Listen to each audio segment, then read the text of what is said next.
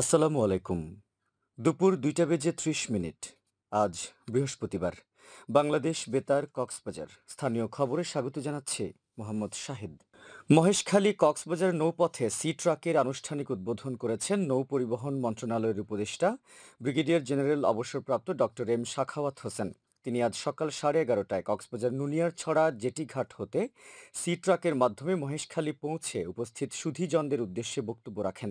এ সময় বিশিষ্ট শিক্ষাবিদ ডক্টর সলিমুল্লাহ খান, বিআইডব্লিউটিএ এর চেয়ারম্যান সহ ঊর্ধ্বতন কর্মকর্তারা উপস্থিত ছিলেন।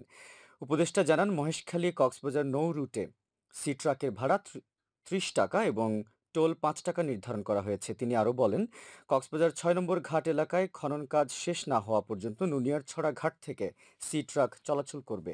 এদিকে কক্সবাজার শহরের বাঁকখালী নদীবন্দরের জমি পরিদর্শন করেছেন নৌপরিবহন, শ্রম ও কর্মসংস্থান মন্ত্রণালয়ের উপদেষ্টা ডক্টর সাখাওয়াত হোসেন এবং বন, পরিবেশ ও জলবায়ু পরিবর্তন মন্ত্রণালয়ের উপদেষ্টা রিজওয়ানা হাসান। আজ সকালে পরিদর্শনকালে বাঁকখালী নদীর দখল দূষণ পর্যবেক্ষণ করেন তারা। এছাড়া বাঁকখালী নদীর সীমানায় অবৈধ দখলদারদের স্থাপনা নির্মাণ, নদী তীরের প্যারাবন ধ্বংস, অপরিকল্পিত ড্রেজিং, ময়লা আবর্জনার স্তূপ সহ বিভিন্ন বিষয়ে সরেজমিনে পরিদর্শন করেন দুই উপদেষ্টা।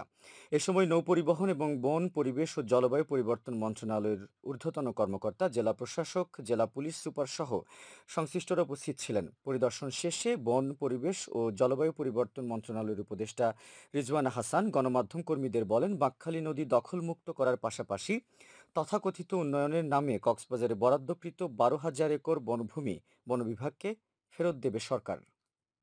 কক্সবাজারে যে ১৫৫ একর একটা বনের জায়গা নিয়ে একজন ব্যক্তির নামে বিল্ডিং হচ্ছে, ২০ একর ফুটবলের ট্রেনিং সেন্টার, পুরা চিংড়ি ঘের করেছে, বেজাকে দিয়ে দেওয়া হয়েছিল।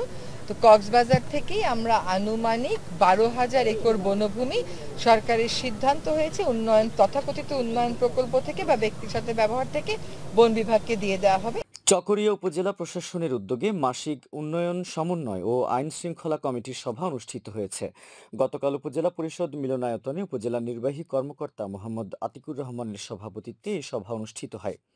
সভায় উপজেলার সড়ক ও গ্রামীণ অবকাঠামোর উন্নয়ন, সার্বিক নিরাপত্তা জোরদার, যানজট নিরসন, পাহাড় কাটা বন্ধে মোবাইল কোর্ট পরিচালনা সহ বিভিন্ন বিষয়ে আলোচনা করা হয়। এ সময় সহকারী কমিশনার ভূমি, থানার ভারপ্রাপ্ত কর্মকর্তা, রাজনৈতিক নেতৃবৃন্দ, জনপ্রতিনিধি ও ছাত্র প্রতিনিধি উপস্থিত ছিলেন। উখিয়ায় শিশুদের প্রতি সহিংসতা বন্ধে স্থানীয় পর্যায়ে নীতি নির্ধারক ও মিডিয়ার সাথে সংলাপ অনুষ্ঠিত হয়েছে। গতকাল উপজেলা প্রশাসনের সহযোগিতায় বেসরকারি সংস্থা ওয়ার্ল্ড ভিশন বাংলাদেশ ও শেড যৌথভাবে রত্নাপালং ইউনিয়ন পরিষদে এ সংলাপের আয়োজন করে। এতে সভাপতিত্ব করেন রত্নাপালং ইউনিয়ন পরিষদের প্যানেল চেয়ারম্যান মুক্তার আহমদ। সংলাপে শিশু সুরক্ষা ও শিশুর অধিকার বাস্তবায়ন সহ শিশু পাচার, শিশু শ্রম এবং শিশুর প্রতি সহিংসতা বন্ধে সামাজিকভাবে প্রতিরোধ গড়ে তোলার উপর গুরুত্বারোপ করা হয়। এ সময় স্থানীয় জনপ্রতিনিধি, ইউথ ও শিশু ফোরামের নেতৃবৃন্দ সহ সংশ্লিষ্টরা উপস্থিত ছিলেন। আবহাওয়া। আগামীকাল দুপুর 12টা পর্যন্ত 24 ঘন্টার পূর্বাভাসে বলা হয়েছে, অস্থায়ীভাবে আংশিক মেঘলা আকাশ সহ মেঘাচ্ছন্ন থাকতে পারে। সেই সাথে দু এক জায়গায় অস্থায়ীভাবে দমকা হাওয়া সহ বিদ্যুৎ চমকানো বৃষ্টি অথবা বজ্রসহ বৃষ্টি হতে পারে। কক্সবাজার সমুদ্র বন্দরের জন্য কোনো সংকেত নেই। আগামী 24 ঘন্টায় দিন ও রাতের তাপমাত্রা প্রায় অপরিবর্তিত থাকতে পারে। আজ সূর্যাস্ত যাবে সন্ধ্যা 6টা 15 মিনিটে। আগামীকাল সূর্যোদয় হবে ভোর 5টা 25 মিনিটে। আজকের সর্বনিম্ন তাপমাত্রা ছিল 26 ডিগ্রি সেলসিয়াস এবং সর্বোচ্চ তাপমাত্রা ছিল 32.2 ডিগ্রি সেলসিয়াস। এখন জানিয়ে দিচ্ছি বাঁকখালী নদীর মোহনা ও সংলগ্ন এলাকার সামুদ্রিক জোয়ার ভাটার সময়সূচি।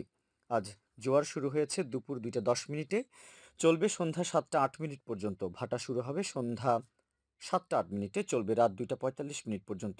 পুনরায় জোয়ার শুরু হবে রাত 2টা 45 মিনিটে, চলবে আগামীকাল সকাল 8টা 42 মিনিট পর্যন্ত। সবশেষে পর্যটক বার্তা।